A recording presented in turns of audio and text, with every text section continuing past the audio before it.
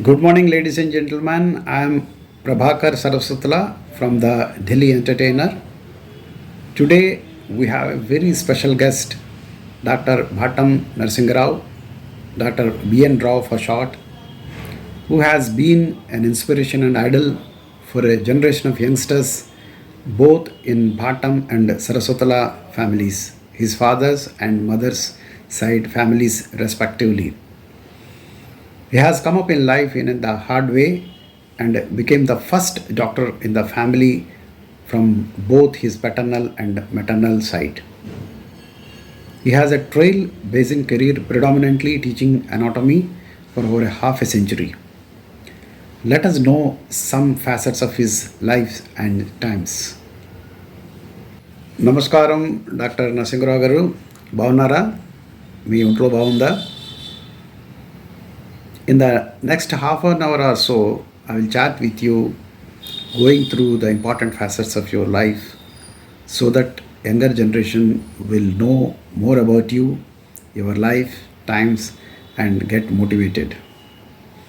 I'll be conversing both in Telugu and English, and you can also reply in Telugu and English as is comfortable to you. First of all, how you are feeling about this first chat show, sharing about details about you. Good morning, Prabhakar. At the outset, I would like to thank you for giving me this opportunity of having a chat with you. It may not be correct to say that I got a blazing record of my previous 50 years, 60 years. It was full of hard work, full of problems. I have to face all these things. I have come up to this stage. Anyway, I'll try my best to give you a narration of what I had in my mind. Thank you. నేను last month మిమ్మల్ని కలిసినప్పుడు ఏదో మాట వరుసల్లో మీరు కోనాడ్లో 2-3 ఏళ్ళు చదివారని చెప్పారు, చిన్నప్పుడు స్కూలింగ్లో చేశారని చెప్పారు. So I'm real interest to know all about Konada village, Tatagaru house, the temple where he used to go, the school where he used to teach, and more importantly, మా నాన్నగారు, పెద్ద నాన్నగారు, బాబాయ్, పెద్దత్త, చిన్నత్త వాళ్ళ కోనాడ డేస్ గురించి మీకు ఎంతవరకు గుర్తుంటే అంతవరకు మాతో షేర్ చేసుకోండి. I'm really interested to know all about the Konada days. I did spend my childhood at Tatagaru's residence because of some health problem to my mother. In the sense that my mother had paralysis when I was born. Third day after my birth, my mother suffered a brain stroke. And she was there like that for about 6 months. So I was completely separated from my mother, and I was being looked after by my Sesapini and my Chena mom. So that was the condition, and I was taken to Visakhapatnam. I do not remember when, but I stayed for a very few days, or few months rather, very short time, at Visakhapatnam with my parents. Later, I was sent back to Konada because my father was under orders of transfer to Masulapatam. The entire police department was moved to Masulapatam because of some communist movement. So back to Tatagaru's house, I was grown up, I was brought up like a guy in the village. So I was very mischievous, very cantankerous, never used to listen to anyone, and used to trouble Sesapini like anything. And at the age of 5, I think, my Aksharabhyasam was performed by Tatagaru. My parents did not turn up from Masulapatam and got me admitted into the first standard of in the school of primary school of Kannada, where Tatagaru was my teacher. So Tatagaru, when you see him, he looked very innocent, but he was highly disciplined and very sincere, God-fearing man. Most as the third one, God-fearing, is so much that he used to involve everyone in the house to pray for God, to pray to God most of the times. And I used to go with Tatagaru to the school, spend my time and come back. In fact, I should tell you that Tatagaru's house was situated in Pedavidi, that was the Brahmin street, and Chinnavidi was the street of Vaishyas. And beyond that, you find that even now you find that other caste people used to stay. So Tatagaru's house was situated at the farther end of Pedavidi. So any festival or anything is there, it used to start from Pedavidi, that too from Tatagaru's house. After taking the blessings of Tatagaru, people used to move on the festival. That was a situation. It continued till Tatagaru left Konad. So apart from this teaching, first and second standards in the primary school, remember, he was not knowing ABCDs. He was absolutely an illiterate of English. But however, he used to manage the affairs of Cooperative Bank Society, a branch whose headquarters was at Vijayanagaram. So he was the secretary of the Cooperative Bank, and he used to manage with his Telugu only. And someone used to help him. So he managed the Cooperative Bank. Many clients used to come every Sunday, and Tatagaru, he used to feed them. Whichever client comes to Tatagaru's house for the brand purpose, he used to give them food. There is no problem whatsoever. So likewise, Tatagaru was very popular, not only in Kannada, in the surrounding villages, almost up to Singavaram, which is now Singavaram Junction, that is, or Nathavalsa, which is now at the tri-junction of Visakhapatnam, Vijayanagaram and Srikakulam on the National Highway. So he was so popular. So anyone gives a reference of Tatagaru, they used to take us, to take anyone to Kannada. In those days, there was no transport facility. Either one should walk down about 12 kilometers or hire a bullock cart or a horse-drawn cart also from Vijayanagaram to reach Kannada. So that was the situation. And I remember Tatagaru used to walk from Kannada to Singavaram most of the times. And as far as we children are concerned, so we were carried by some people, hired people, who used to sit on their shoulders, and they used to take us to Singavaram to catch a bus. So that was the situation. Tatagaru's routine used to be early morning 4 o'clock he used to get up, finish off his natural calls, then go to backyard, pluck most of the flowers for his puja.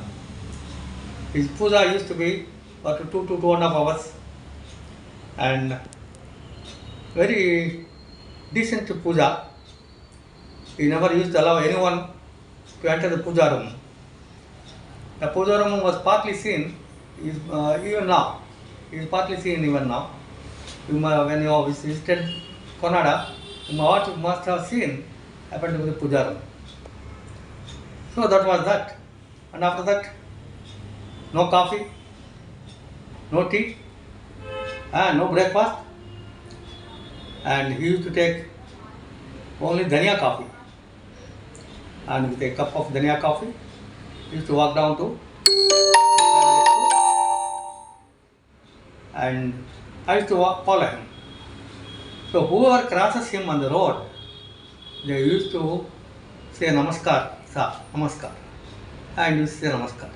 So it was routine. So some people in Kadavidi or in the market or somewhere, when they find Katagaru walking down, and they used to hold both hands and then say with a lot of reference, they used to pray their regards to him. So such a nice person Katagaru was, and he was his knowledge of Mahabharata, Ramayana, or any other such sort of historical things was very deep, and he used to teach us these things in the school as well as to me particularly at home. I had no opportunity to see my uncles, including your father, during my tenure. They used to come only annually for the Pongal festival. So there was no contact with any one of them, because your father used to stay at Visakhapatnam, at Maripalam, in Special Armed Police post, and my Ramanna, he just completed his studies, SSLC, and Tadana used to be the one who used to come and go from Kannada to Visakhapatnam. So I have never seen all three at any time during my stay at Kannada. Why did you come back from Kannada to Vizag, and why did you continue to study in Kannada? In those days, father used to be in very small government jobs, and invariably they had financial constraints to make ends meet. I understand that you too have gone through very tight financial situation, and under those circumstances, how did you get into medicine? Did you at any point of time thought that you were putting pressure on your parents and thought of dropping out of medicine and getting into some small job? I was in the fourth standard.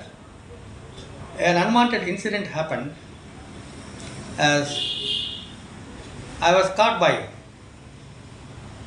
Tatagaru's brother, that is Jogarao's father, when I was playing near the banks of river Swarnamukhi. So I was playing with my friends, and Katasubulu, that Jogarao's father, he observed it. He immediately wrote a letter to my father saying that if you leave him there, he will be a village crook, not the one what you wanted for him to come up. So immediately my father came, took me away to Visakhapatnam, and much to the protest of Katagaru, Sitapani, and Chenamama. My father did not listen to anyone. He just carried me to Visakhapatnam, brought me here, and not knowing what to do with me in the middle of the academic year. So ultimately he found a place in Prema Samajam primary school, got me admitted, and I passed my 4th class. The Prema Samajam school was not up to the mark. So what he wanted was, he wanted me to go to St. Anthony's High School, St. Anthony's Primary School. So Ramana was given the task to get me admitted in St. Anthony's. But unfortunately, there were no vacancies in the 5th standard.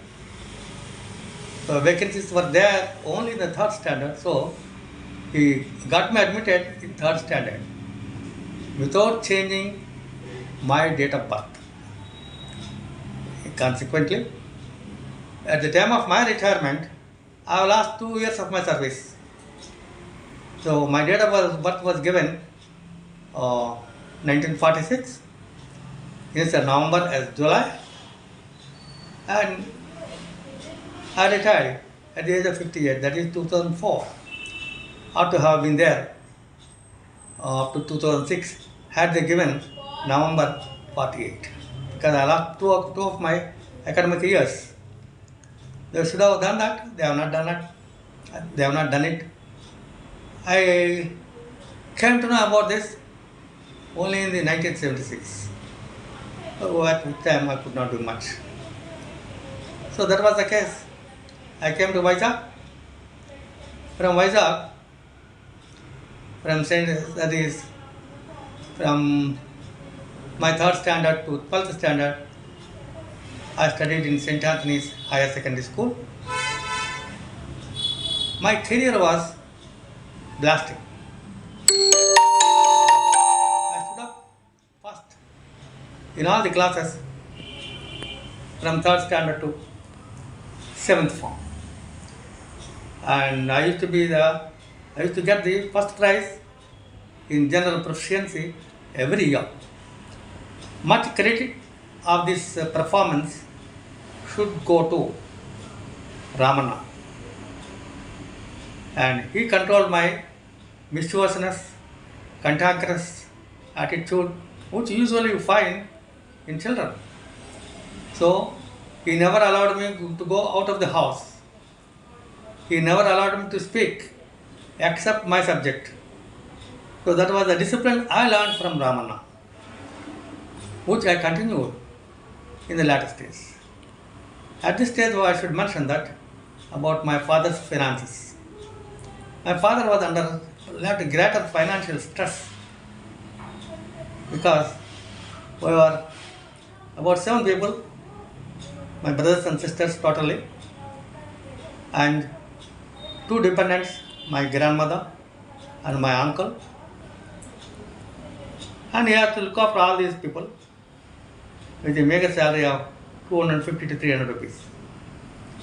So that was a very sad situation, at which time Pedanna, Ramana, Purushottam, everyone left him.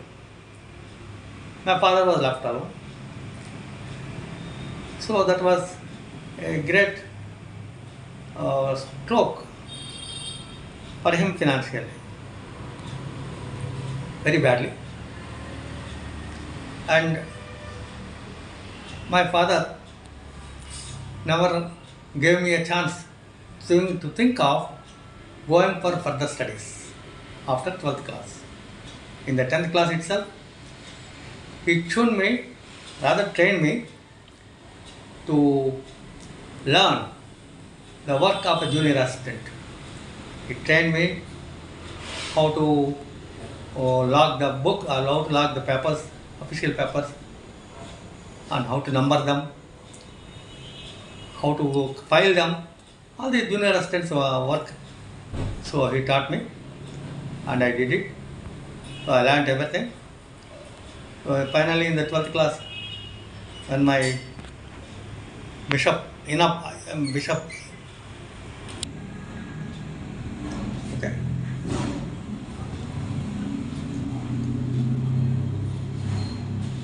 You can play back. Bishop Pinaredi inquired from every student as to what they are going to do after the 12th class examinations. We're all going to medicine, we're all going to engineering, we're all going to graduate courses, etc. So when he asked me, I got up and told that I don't have anything, I didn't have any knowledge. My father never told me anything. So I have to ask my father as to what I should do. Then he called me, you are a useless fellow.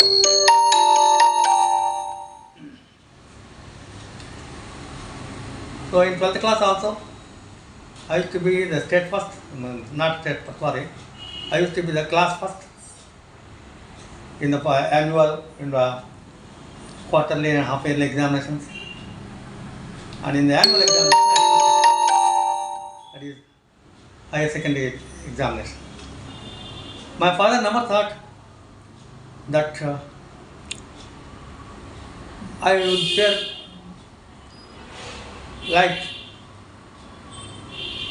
like an intelligent fellow, but he never expected me to score more than a pass mark. Unfortunate to him, unfortunate for me. In those days, I scored 72% in all subjects. So 73 or 74 was the first, and I was the second. So with these marks, my father was puzzled. He was in a dilemma as to what to do, because he made all arrangements to join me in DBK Railway as a junior assistant. DBK Railway, Visakhapatnam, as a junior assistant. However, and so that my salary must have been a sort of help for him to ease his condition. And now when I got 70%, about 70%, everyone started telling him, why do you want to admit him in the civil service? You let him go for the professional course. And I was eligible for pharmacy and medicine. These are the only two, because I studied 7th form with general mathematics and science and composite mathematics. So my father was consulting everyone. Main drawback was that money, financial stress. He could not afford to give me a professional course education at that time in 1964. So at that time, my father's friend, close friend, Sri K.S. Ramarao, Additional Superintendent of Police, Guntur, he told him that don't allow him to join the state service. Let him go for medical studies. Let him go for the medicine, and he will definitely get a scholarship. And for the initial expenditure, he offered to pay, and he paid 1,000 rupees from his side. So with that, we started our first MBBS admission as well as the course. In fact, at the time, I never put on a full pant. I was having knickers. So we purchased something, some full pants and other things which were required. I never had a shoe, not even a chapel. So we purchased my shoes, and this was done by late Sri Suryam,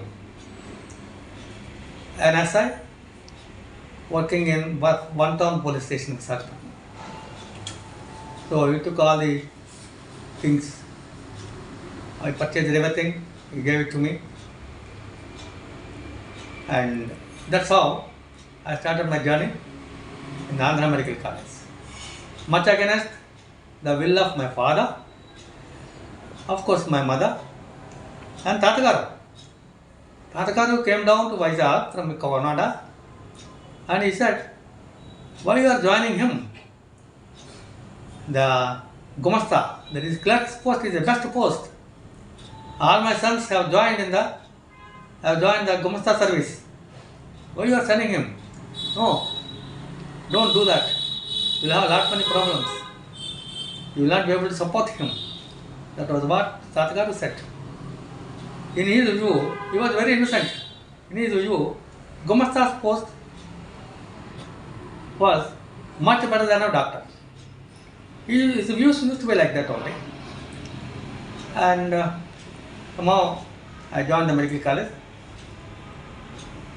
And at the time of joining medical college, my father told me only one thing, that I should pass every year without any balance. Number one. For that, I have to work hard, and you cannot afford tuitions, etc. Though there used to be tuitions in the medical college at the time also. Number two, I should not involve myself in students' affairs. I should be aloof from all the students' affairs. So I never talked to my friends. I did not have friends.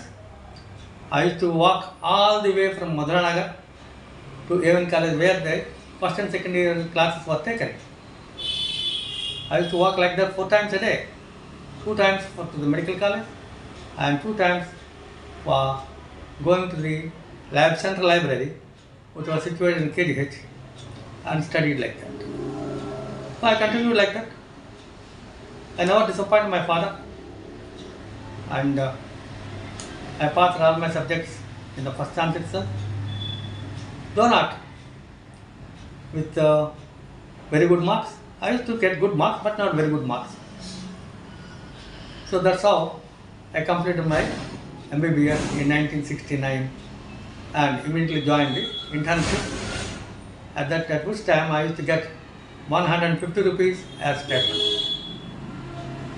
So he used to give me 50 bucks at that time, 100 rupees my mother used to take, and with 50 bucks I used to manage the month, because as whole season I had to go with other co-doctors to the canteen, whatnot, everything, and I had to have some expenditure in the college.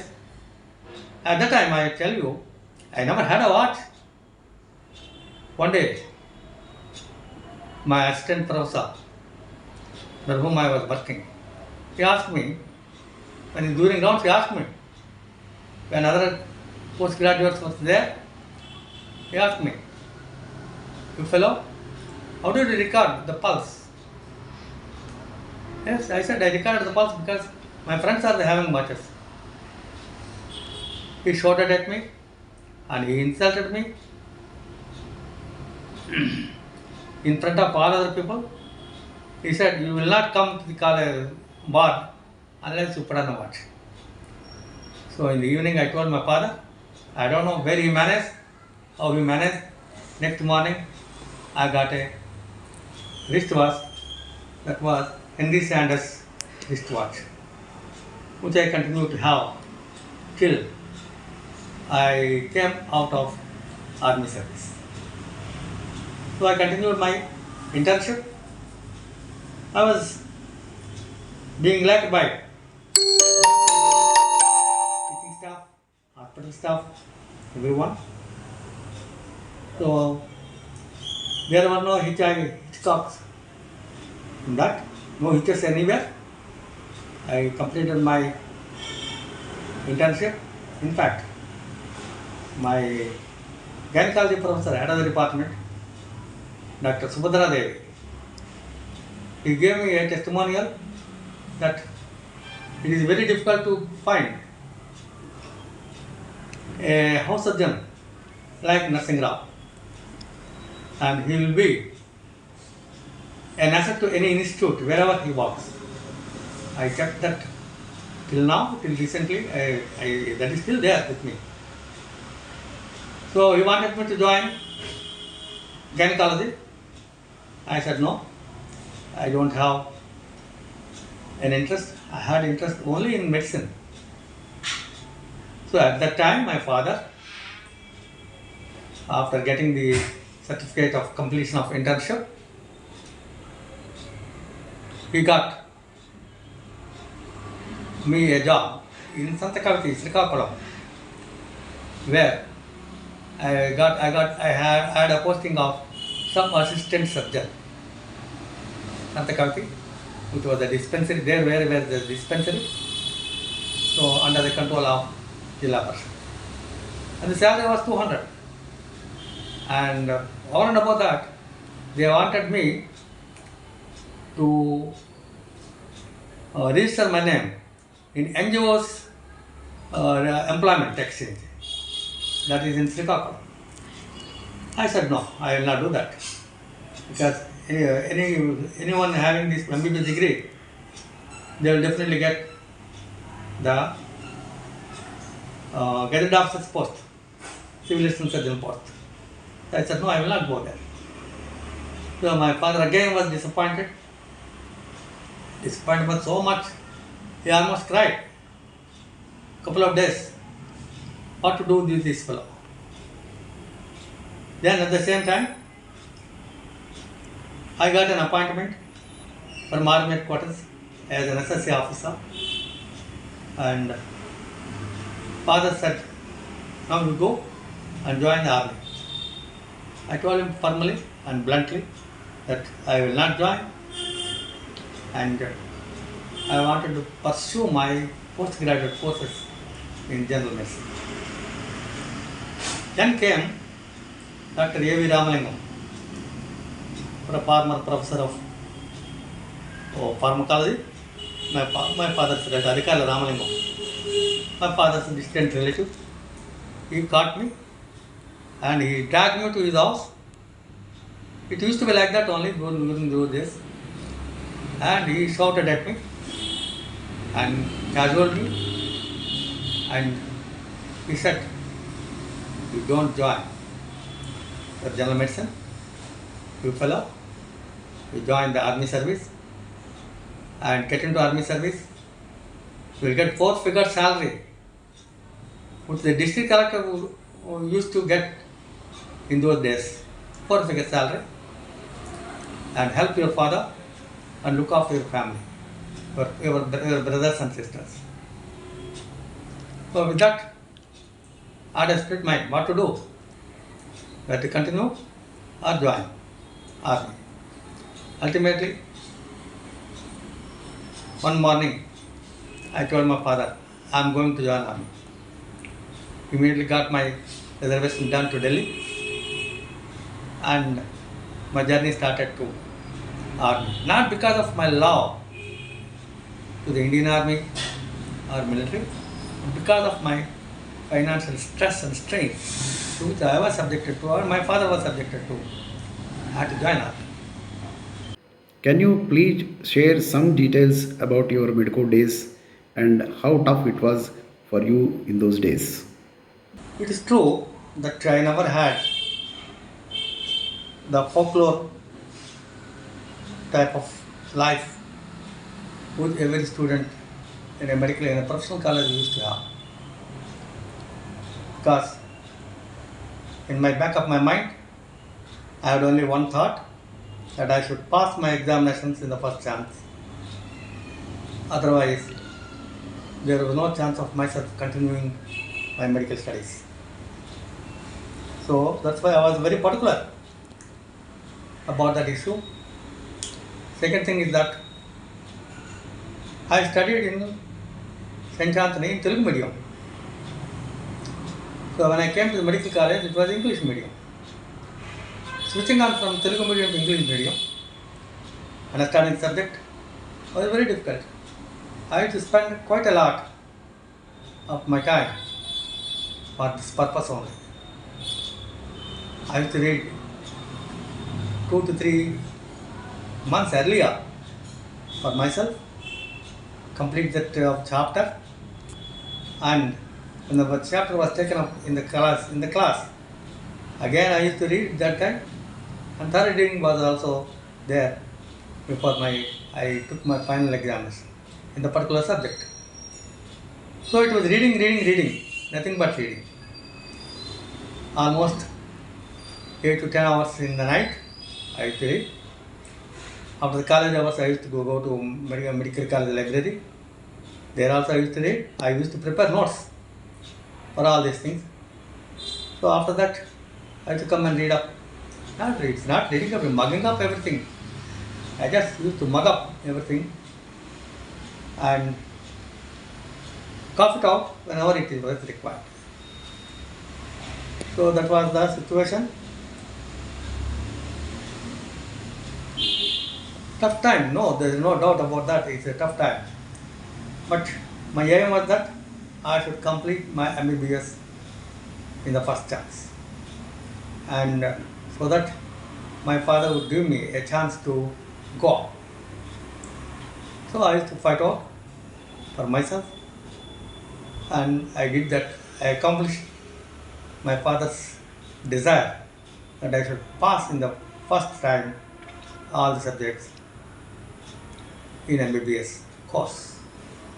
అలాగ మీరు మీ parents మీ family members కష్టపడిన తర్వాత ultimately మీరు doctor అయినప్పుడు మీ చేతిలో doctor degree ఉన్నప్పుడు మీరు ఎలా ఫీల్ అయ్యారు? How proud you felt, how proud your parents felt that you made them proud, and I want you to relive that cherished moment for us.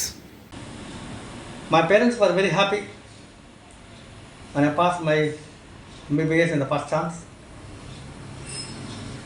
But the problem started there itself, because I started telling my father where earlier I never used to talk to him. I never used to have a time to talk to him or talk to him personally. Everything used to go through my mother only.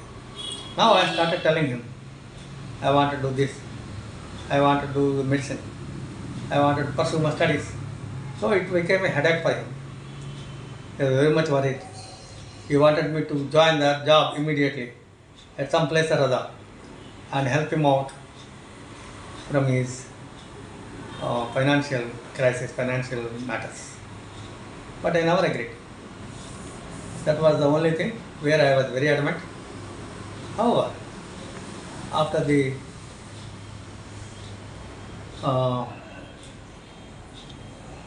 after my meeting with Dr. B Narisinga Rao, I changed my mind and I was ready to join army. Next one. How was the life during the time of war and a short tenure you had in the military post-war period? మీకు అప్పుడు హిందీ బాగా వచ్చేది కాదు, so Hindi ఎలా manage చేశారు? అలాగే ఎండలు మండిపోతున్న వైజాగ్ నుంచి స్ట్రేట్ అవే పఠాన్కోట్కి వెళ్ళి -1 అలాంటి టెంపరేచర్లో చలి ఎలా మేనేజ్ చేశారు? అలాగే ఫుడ్ హ్యాబిట్స్, మీ typical south Indian food habits, అక్కడ అంతా నార్త్ ఇండియన్ ఫుడ్లే అవైలబుల్ అయి ఉంటాయి మీకు, అది ఎలా అడ్జస్ట్ చేసుకున్నారు? So can you just explain the days you spent in military and how did you enjoy that? Had you wanted, you could have had a longer tenure in the military. Was it so, or it is your option to come back? And if you decided to come back after a short tenure in military, what was the reason to come back? Is it to take care of the family and be supportive to them, or any other reason for having a very, very short tenure in military? As soon as I joined army, again this financial matter, it used to trouble me a lot. My father gave me $300 to go to military hospital Yol, which was in Himachal Pradesh, with the railway warrant. So when I reached the military hospital, the commander of the military hospital, Colonel Chopra, he wanted me to purchase uniforms. I said I don't have money. Then there was a dining in party at which he asked me to wear the long suit. I told him I don't know what is long suit. So he called one of his majors, Major A.P. Sharma. You look at this fellow, he didn't know what the long suit was. You get him a long suit. I was so thin, and long suits of other officers never suited me. So I had to move around the cantonment, find out a long suit, and he brought a long suit. And after that, what about the tie? I asked him, the major. Don't you have tie? He asked me. I said, no, I don't have anything. Oh my God. कहाँ से आए हो तुम? This is what he said. I said, Visakhapatnam, in South India, where we never used to put on ties. I told him like this. So he went for a search for a tie, suitable tie. I got a tie. There I met Colonel Venkat Rao and his wife. That was the dining party to me. So Colonel Venkat Rao and his wife, they hailed from Kakinada. So he was very kind to me. He said, you got any problem, you come and talk to me. I never approached Colonel Venkat Rao because he sent over through some of my colleague officers that he wanted to propose his daughter to me, who was studying medicine in Kakinada.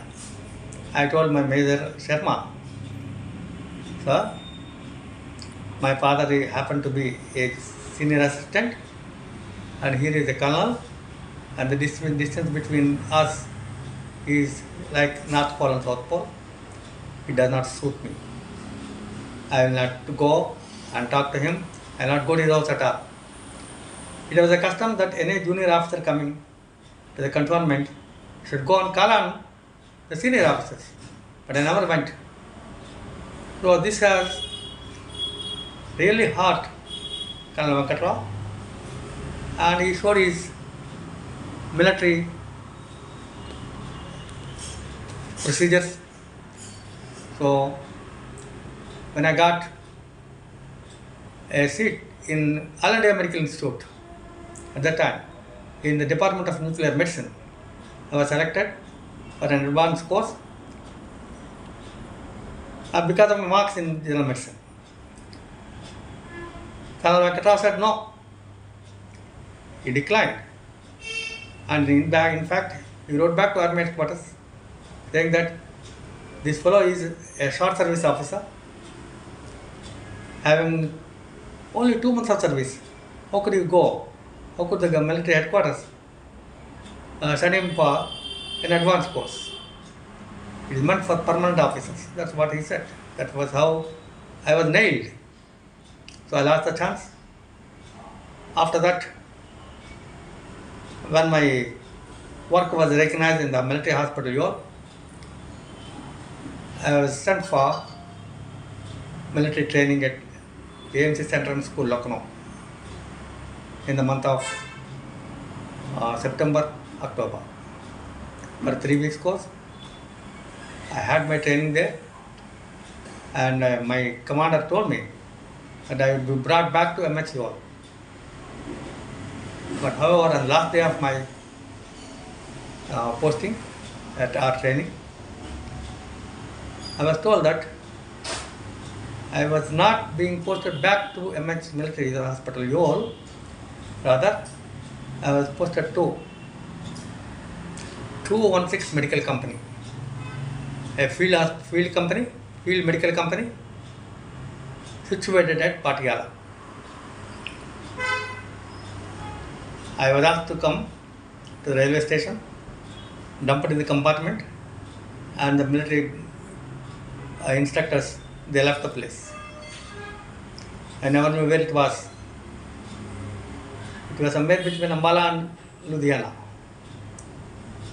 So I think I got down at Ambala and then asked the military attaché with regard to 216 Medical Company. He told me what to call, not military attaché, he was the MCO. So he told me that 216 Medical Company moved out to Jammu and Kashmir in preparation to the upcoming war. So I asked him what to do. we go to area headquarters. I went to area headquarters. There were no autos at that time. So I went in a ordinary rickshaw, got down at the area headquarters, met a major who was in charge of the guest house, told him my plight. So he put me in the guest house, looked after me well, and he dumped me in a 3-ton lorry after 5 days, which was going to 216 medical company. I reached 216 medical company. Then I told some of the officers that I am a new officer posted to this company. My commander came, Colonel Sen Sharma. He came. Oh, you have come. Okay. You brush up yourself and come to the mess. I went to the mess. By the time an order was ready for me to go to an advanced dressing station at Samba, I think. Kotowa to Samba. Samba was a district headquarters. Now it is well developed now, but it was a small village at that time, in 1971. So I left for Samba. I never knew about military rigmaroles at that time, as to what to do, what not to do. I never remembered the ranks also. Who puts on the Ashok Pilla, who puts on the 2, 3, I know only 3 stars a captain will put on. And beyond that I never knew. So I was told everything by my colleague, Captain Rasan, at that time. So soon, 2 days later, he was transferred. My trouble started at that time because I was not having full command of Hindi. I could talk very patchily, and there was no one to teach me because Jawans, they speak only Hindi. So I speak only English. There was a lot of miscommunication between us. I faced quite a good number of problems in this affair. Slowly, one Havildar and Subudar, they came to my rescue. They taught me everything.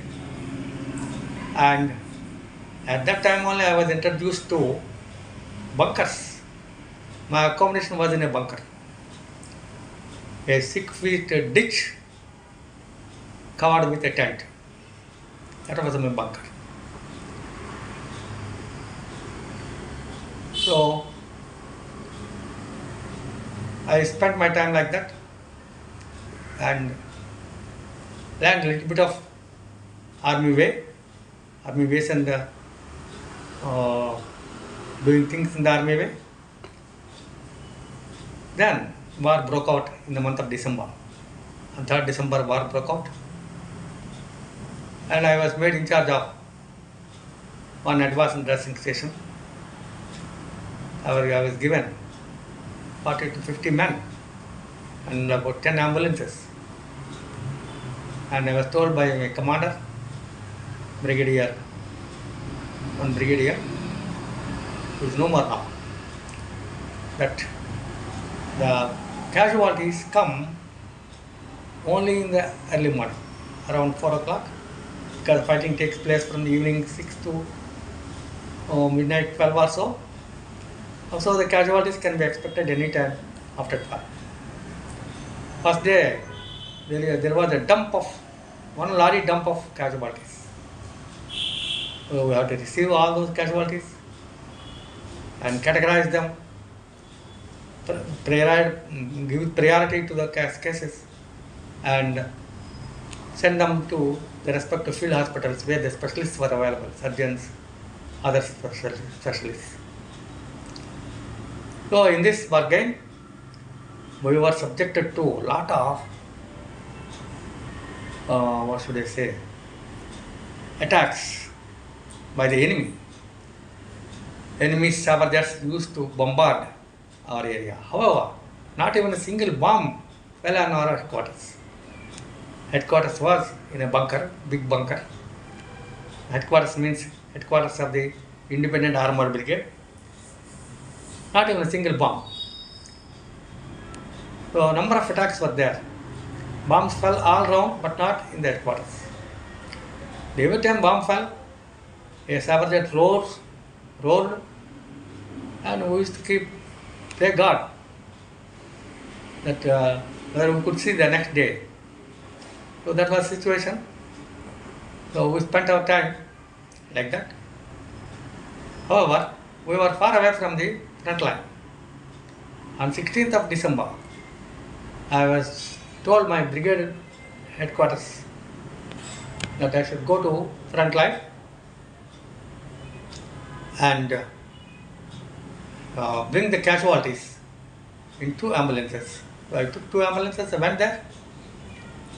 While going to the front line in the Shakargarh sector, I missed my track. I went to Pakistan side.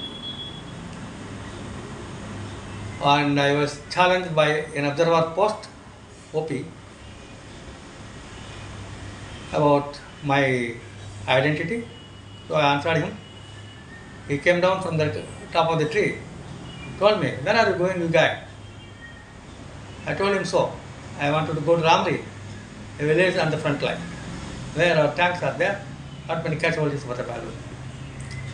He said, "Sir," he was a lieutenant, I was a captain, "Sir, you are going in the wrong route. Had I not seen you, you would have entered into enemy territory. You would have been caught as POW. So he guided me, came back, took the right track, went there. By the time I reached the Ramri village, it was 4 p.m. At which time the bombardment started again and again. 2 stories, 2 sorties, 3 sorties, 4 sorties. The bombardment continued till 8 o'clock in the night because they could identify 2 ambulances coming from the Indian side. So the bombardment stopped, and we were, myself, my Jawans, we were all in the trenches that are dug in there. However, one of my guys got injured. So he was kept in the ambulance as one of the patients. And I could see the patients only at 8 o'clock in the night. And who started back. Then the major in charge of this major in charge of the tank company, he guided me, gave me instructions how to go. We were not supposed to put on the lights. So in the dark nights, without lights, we were supposed to go back to our place. It took us about 8 hours to reach our place.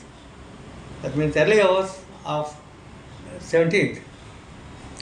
We reached our place, and our colleagues in the advanced dressing station informed my commander at the rear that Rao went along with 2 ambulances and couple of men.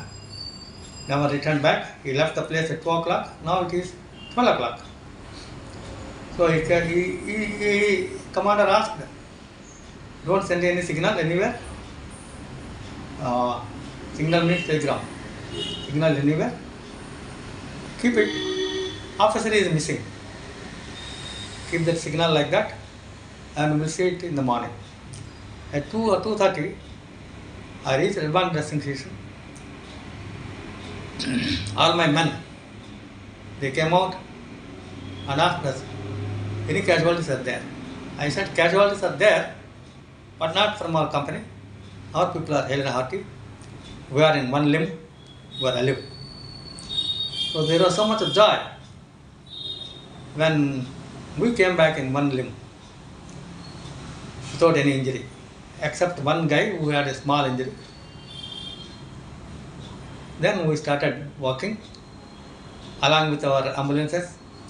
2 more trucks have come up, have landed there, seen the patients, categorized, and dispatched them to field hospital.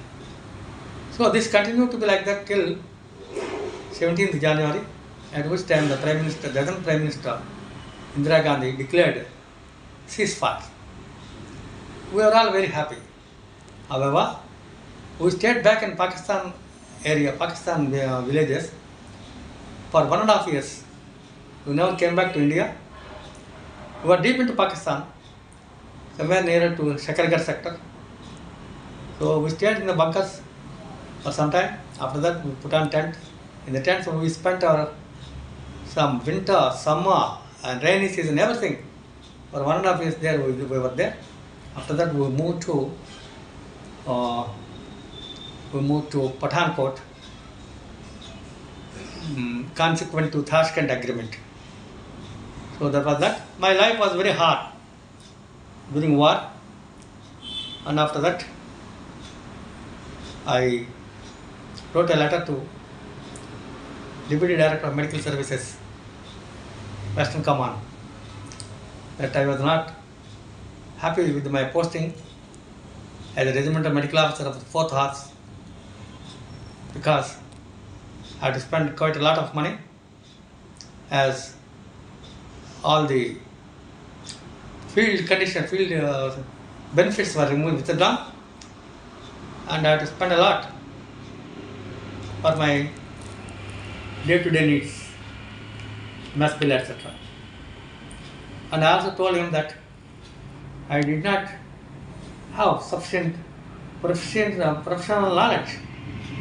So I requested him to post me to General Hospital, Sikkim. Why General Hospital, Sikkim, you can ask?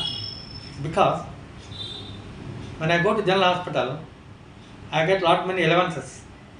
Salary may not be more, but the allowances are more. So it was a foreign country at that time. So foreign allowance used to be there, and I was supposed to get that. However, I could not get a posting to General Hospital because of lack of vacancies. I was posted to General Hospital, Lak. So when I got my order, when the orders actually came, it was not General Hospital. It was again a medical battalion, because a big guy's nephew got an appointment in General Hospital. I was posted to medical battalion.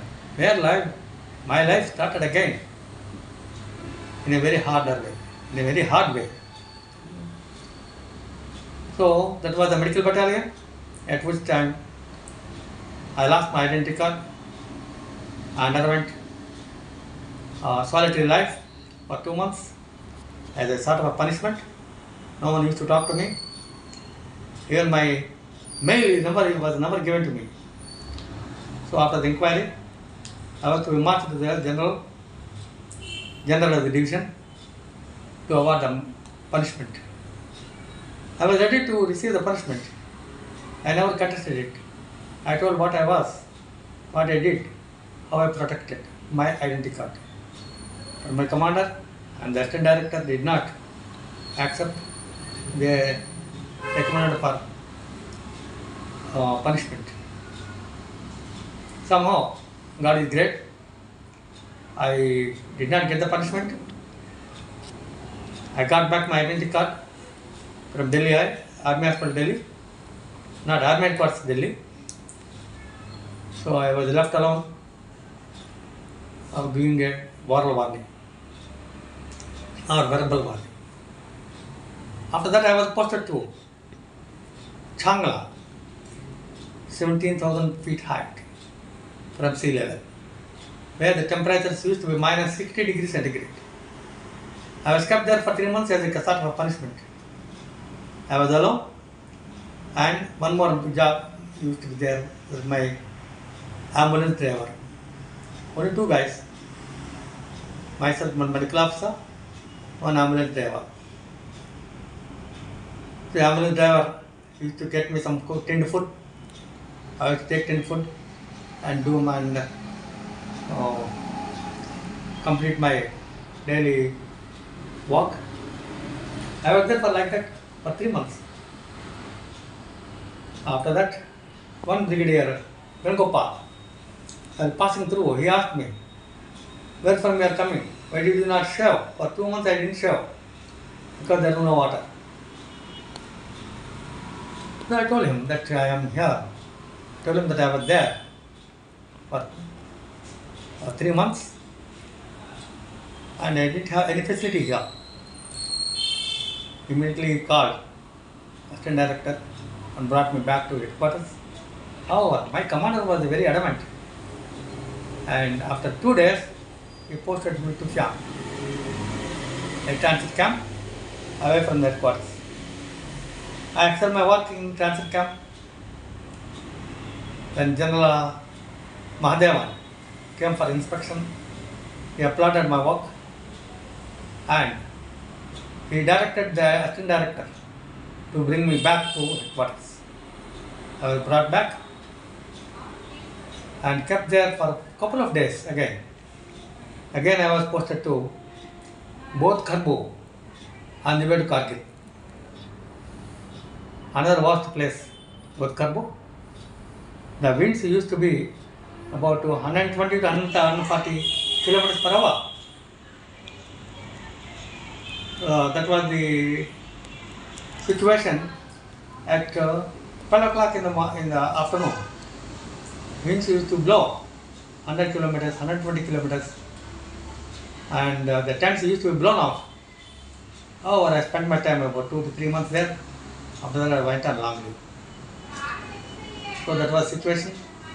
At that time itself, I decided, instead of working here, I should go back to civil and try my luck in civil. So ultimately, I got my release in 1976 and came out of army. At that time, my commander of the field medical battalion, he said that it's not that Rao is leaving Indian Army, it is rather Indian Army is losing a veteran officer. So whatever it is, I came down to Vizag, started search for a job in the civil service. The search continued for 4 months or so. Mid 70స్లో military నుంచి వైజాగ్కి return అయిపోయిన తర్వాత మీరు ఏం చేశారు? అంటే మీరు ప్రాక్టీస్ పెట్టుకున్నారా, లేకపోతే ఏమైనా ప్రైవేట్ హాస్పిటల్లో జాయిన్ అయ్యారా, లేకపోతే కేజీహెచ్హెచ్లో జాయిన్ అయ్యారా? ఐ థింక్ కేజీహెచ్ఎస్లో you taught for a very long time.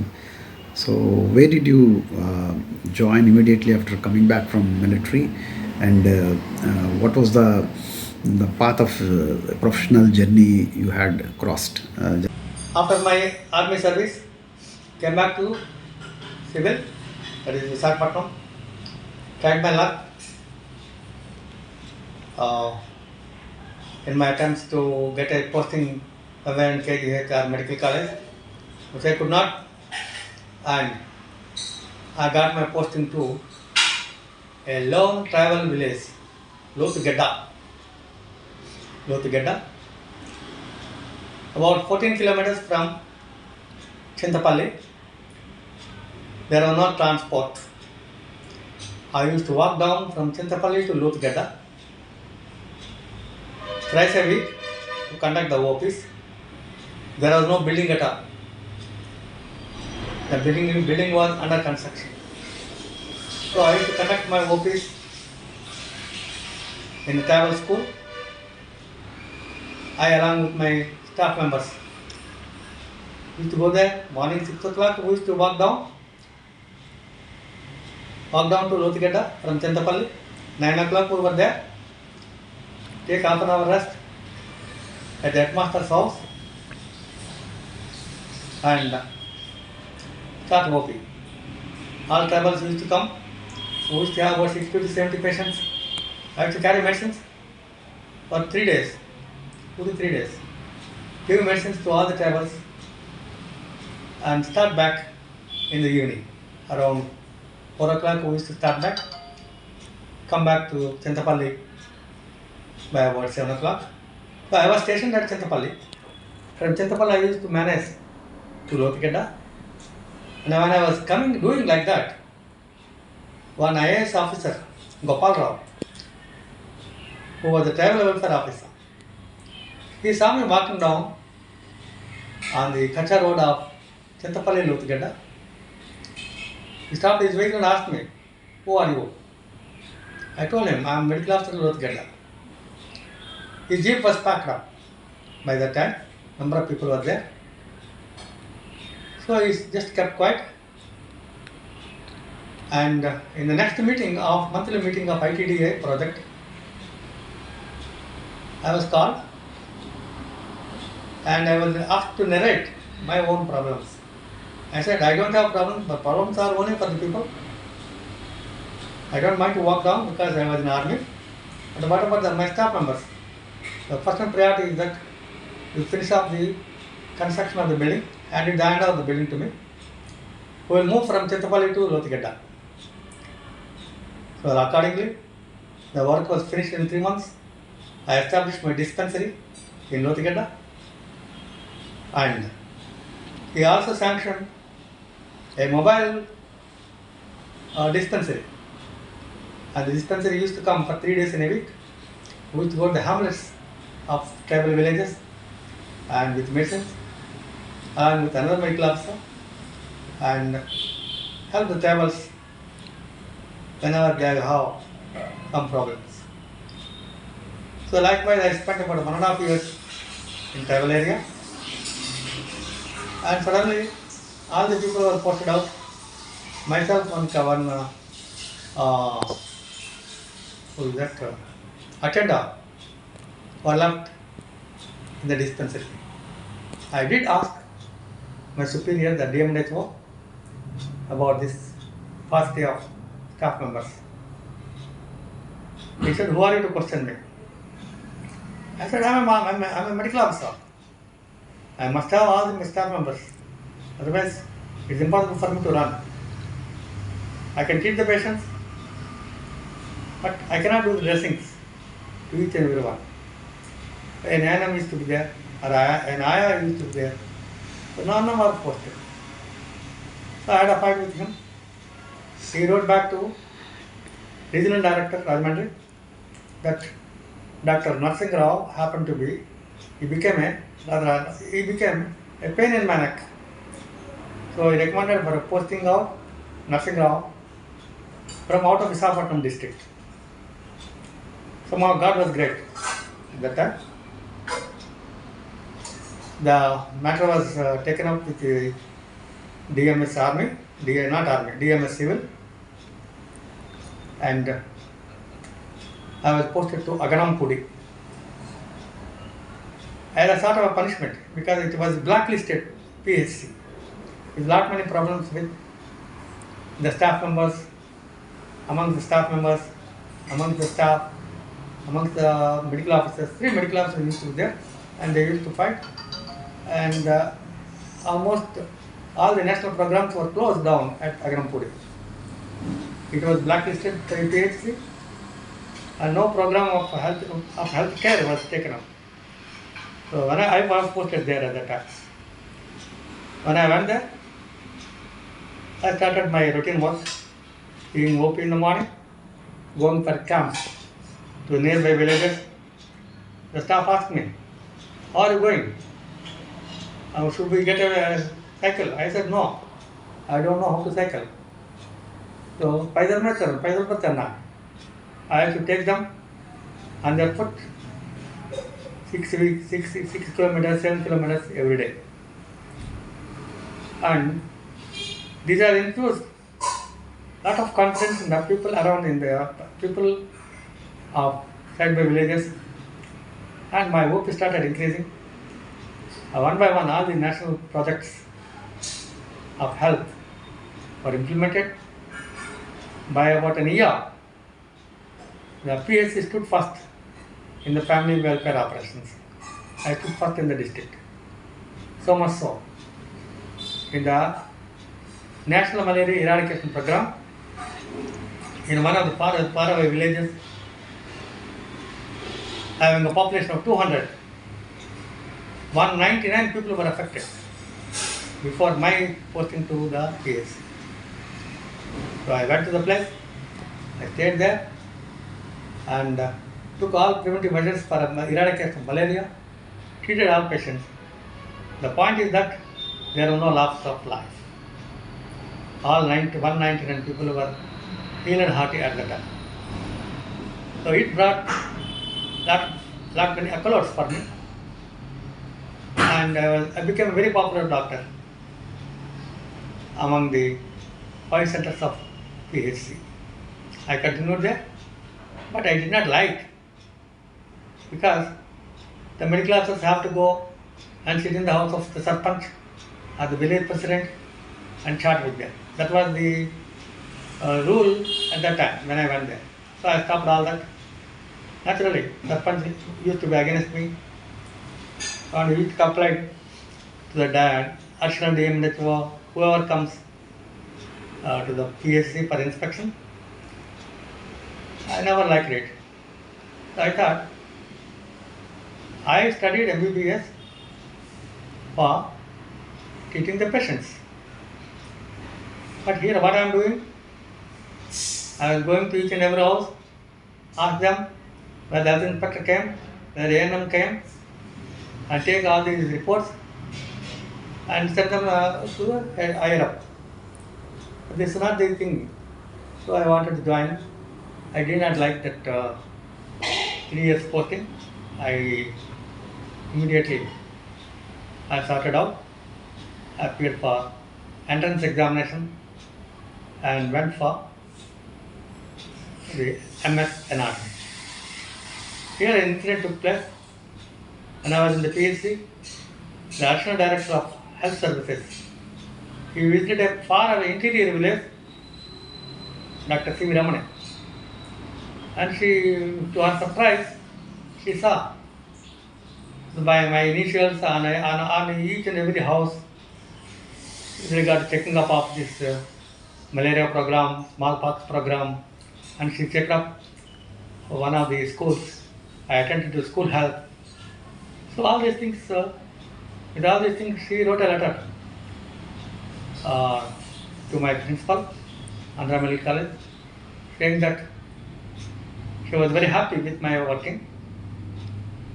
And after that, my principal said in one of the meetings, why don't you come to anatomy? So that was the reason why I came to anatomy. And in fact, he got me the tutor's post in anatomy. So I continued anatomy like that. So it was very difficult for me to continue anatomy, because there was a gap of 14 years between 69 and 80. Not 14, around 14 years rather. No, 11 years. 11 years. And 11 years back in 69, I left my studies. Again in 1980, I joined the post-graduation course. So there was a problem for me, because I have to take classes to the medical students. Again, I have to bring back my college days. Started working about 10 hours during night time, read myself, understand myself, and I have to bring out the substance and teach and show everything to the students. There were no PowerPoints at the time, no OP, what they call OTPs, or not OTP, what do you call it?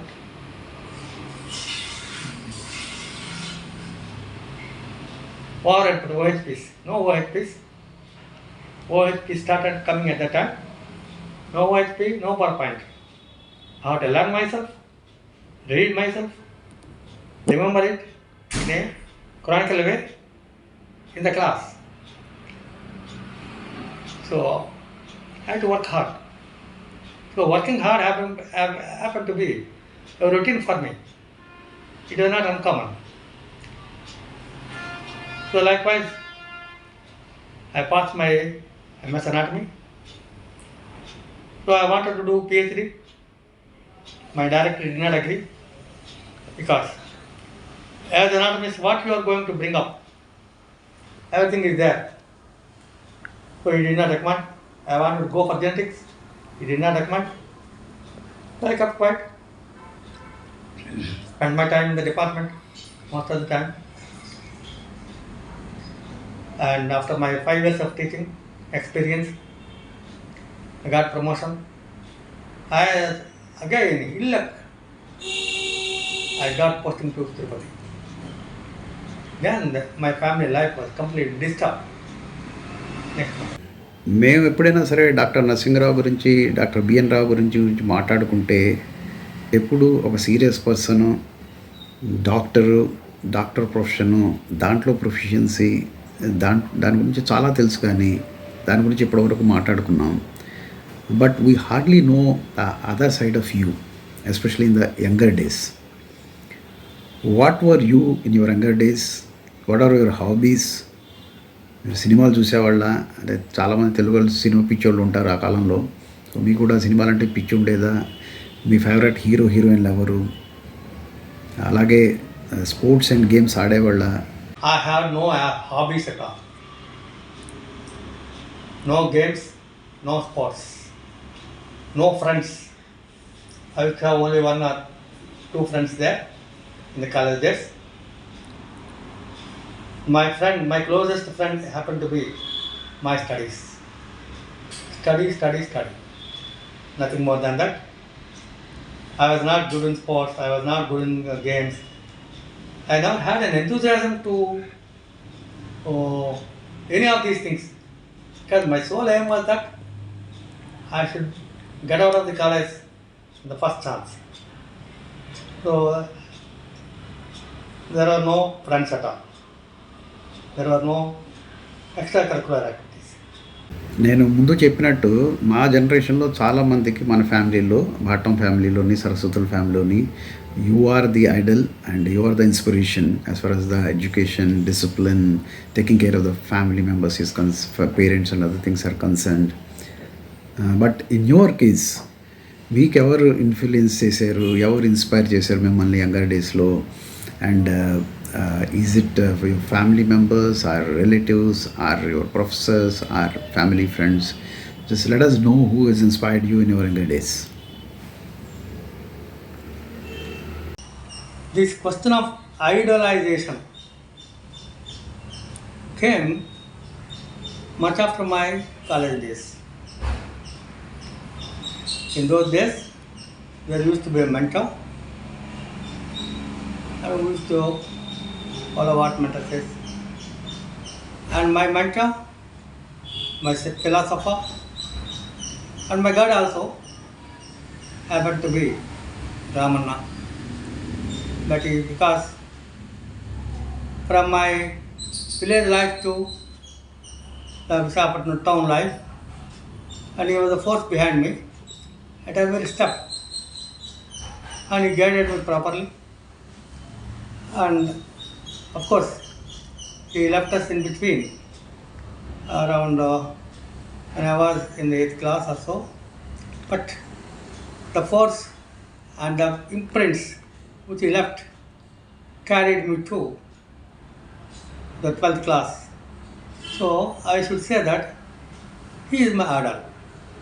Ramanna happened to be my idol.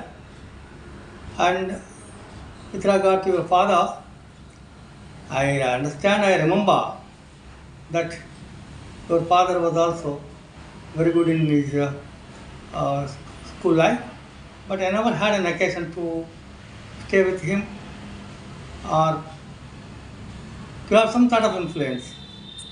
So I should say that Ramanna is the final one.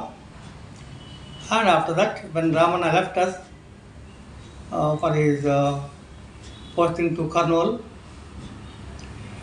my father happened to be the guide behind me.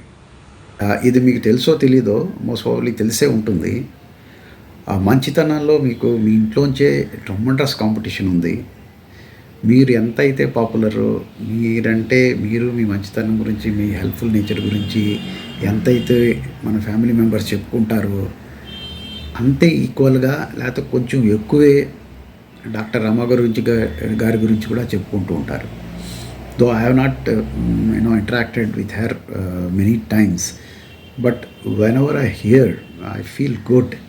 The out of the way she goes to help people, whether they are patients or not patients. Of course, in medical profession, definitely she helps.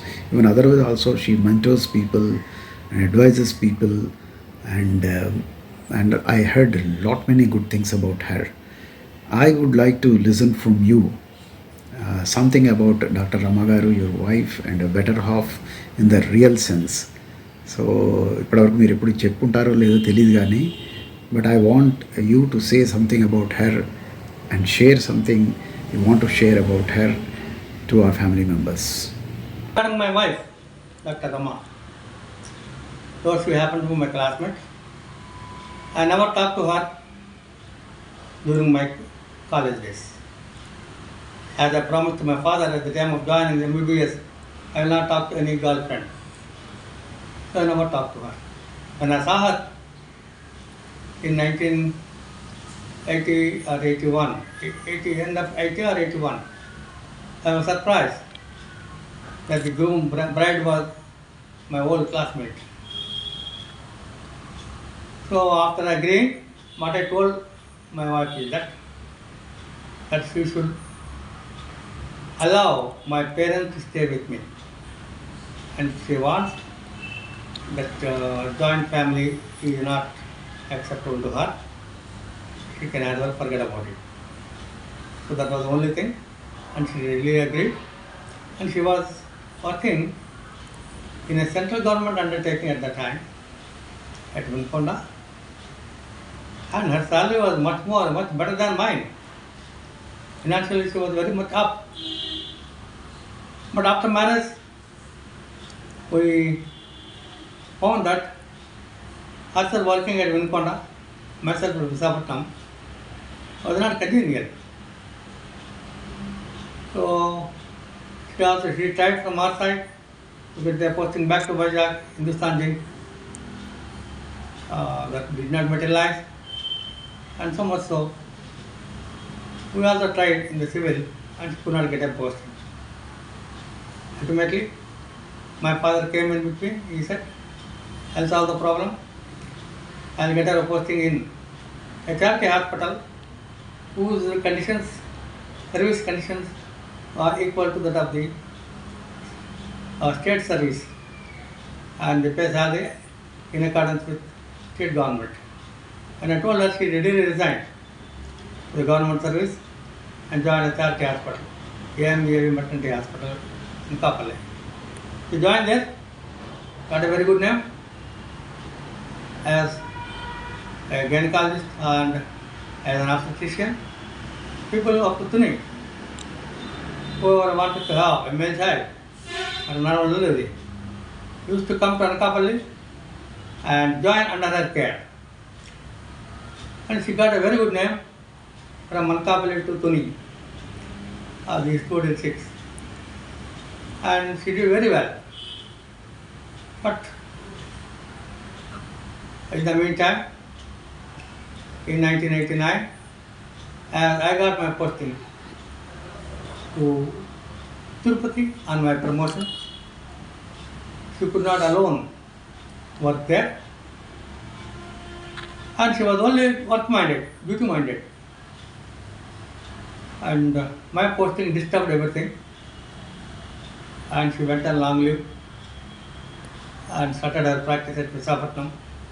Finally, she resigned because this practice was better than what the hospital work was. So she resigned there, settled down in Vizag. And in Vizag, though the practice was very good, At the same time, popularity amongst our families was also very high. Anyone going for antenatal, they used to come and take all the care, get all the care under her. And she really obliged. And there was no problem at all.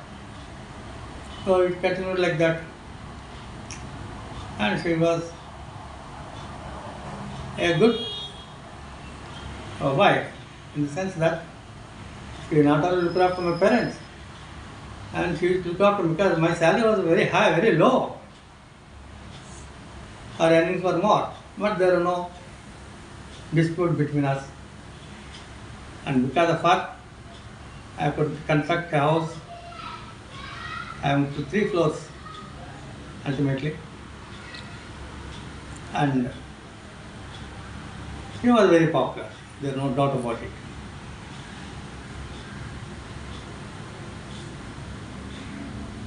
You don't find such a character in the present days. Absolutely not. I have seen 2 generations in between, and I feel that I am very lucky. Things have changed over the last 50 years or so, and nothing is the way it used to be.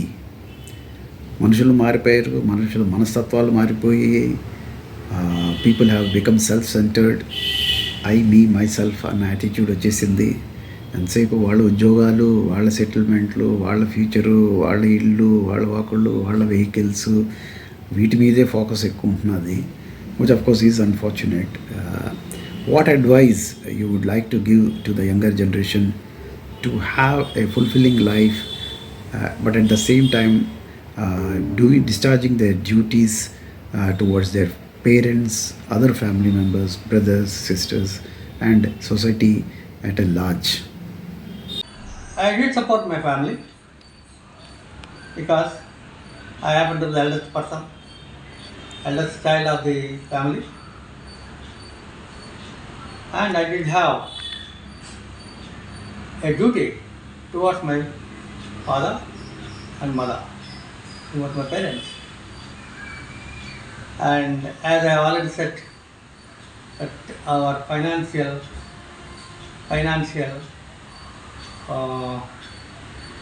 finances were rather very bad, so I decided not to marry till my sisters they got married. That's the reason I got married very late, and I got married in 1981 at the age of 34. So it was my duty because my father sacrificed so much for me, as I have already narrated.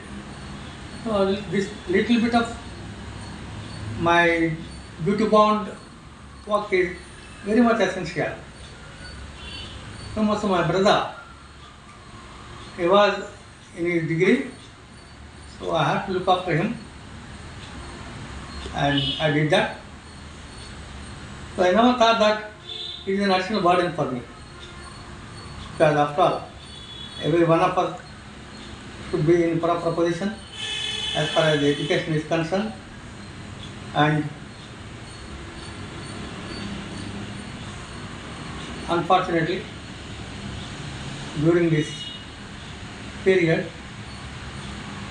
my father, who was an iron man in all the decisions, who supported me in all my duties, used to guide me, suddenly fell ill, and he got a brain stroke and got paralysis and aphasia. Aphasia means he was unable to speak. So I did my best to go to the neurologist in Visakhapatnam. Those days there was only one neurologist, Dr. Chittipantalu. He used to look after all cases. A specific neurology was not there. Neurology branch was not there at the time, in the year 1982. I did my best to give him to get him the best treatment. Unfortunately, he could not recover from aphasia, and he continued to live like that with aphasia and paralysis, and he lived for 22 years. So he passed away in 2003. All these 22 years, it is not only me, my brother Rambabu, my wife Dr. Rama, and my mother. Turn by turn, they used to look after him. That was the reason that they lived peacefully, without any infection or any sort of thing. But for the paralysis and aphasia, you look upright. So the entire credit will not come to me. The greater credit should go to my brother, my wife and mother. Because mother, she was also always there. My wife, she did her best as far as the nursing care of my ailing father, which you don't find nowadays. Absolutely not. Who will take care of the ailing in-laws? Leave alone aged in-laws. He was ailing. He was given all sorts of treatment. And my wife stood behind me like a wall. And she did her best till the last day. Thank you very much, Dr. Narasinga Rao. It has been very nice talking to you. I'm sure the younger generation will be highly benefited by this conversation and try to emulate you some of your good qualities. I really thank you from my side sincerely, because you have such a support that when I proposed, you are readily agreed to record this conversation with me, and I really wish you a very happy, healthy and long life. Thank you very much. Family members of Saraswatala and Bhattam families, that is the conversation with Dr. Narasinga Rao. In all probabilities, the first conversation he ever had. We have been listening a lot about him amongst ourselves, somebody saying to somebody, somebody saying to somebody, but today we have heard from the horse's mouth. I hope you have enjoyed this program, and in future I'll try to bring such conversation with some more elders in our families. So if you have any person in mind with whom I should record a conversation like this, please do let me know. Till then, I, as Prabhakar from Delhi Entertainer, take your leave. Take care. Goodbye.